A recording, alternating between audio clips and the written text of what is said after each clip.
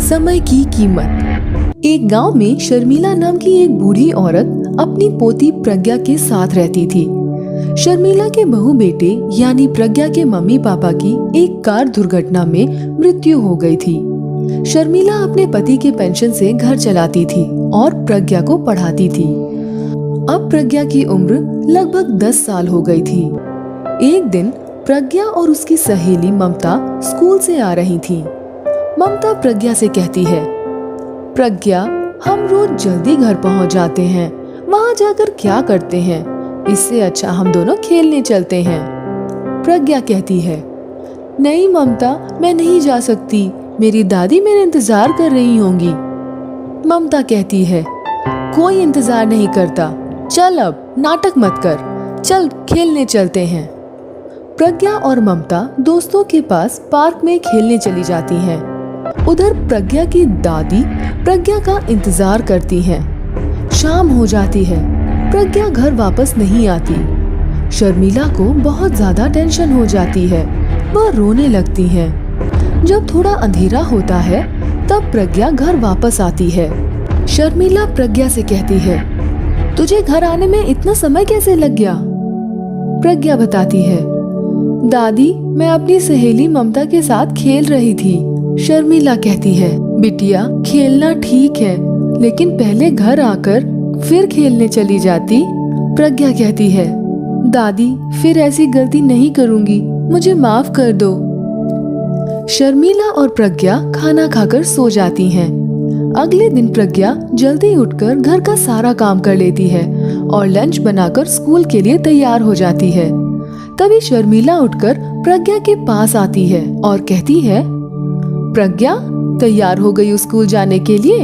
अब जल्दी स्कूल चली जाओ और समय से घर वापस आ जाना।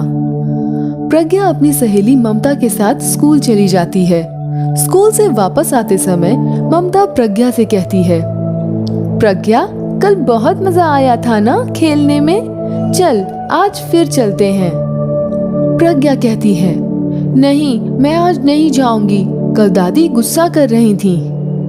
ममता कहती है, इन दादी सबका तो काम ही यही होता है, गुस्सा करना, डांटना, कल तुझे भी डांट पड़ी होगी।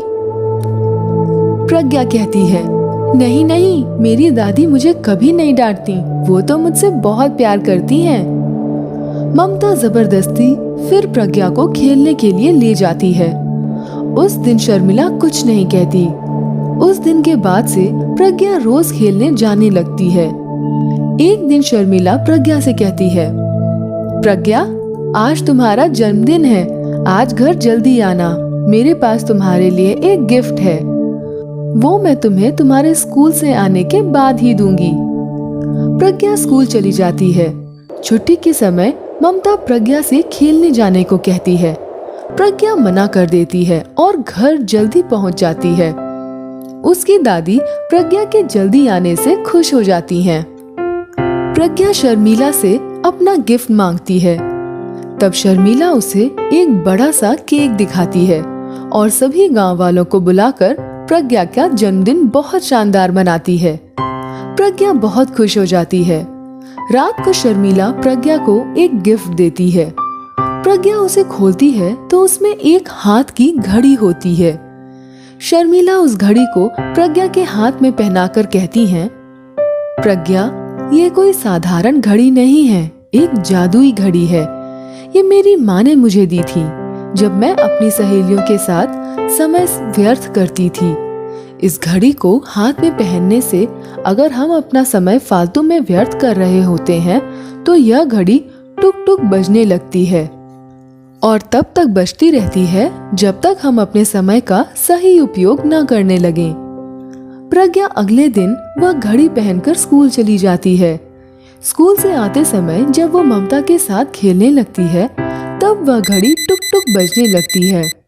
प्रज्ञा उसकी आवाज सुनकर परेशान हो जाती है, लेकिन घड़ी बजना बंद नहीं होती। वह उसे तोड़ने की कोशिश भी करती है, लेकिन वह टूटती भी नहीं। इसलिए प्रज्ञा हार कर अपने घर वापस आ जाती है। उस दिन के बाद प्रज्ञा सारे काम समय पर करने लगी। वह अपने समय की कीमत समझने लगी।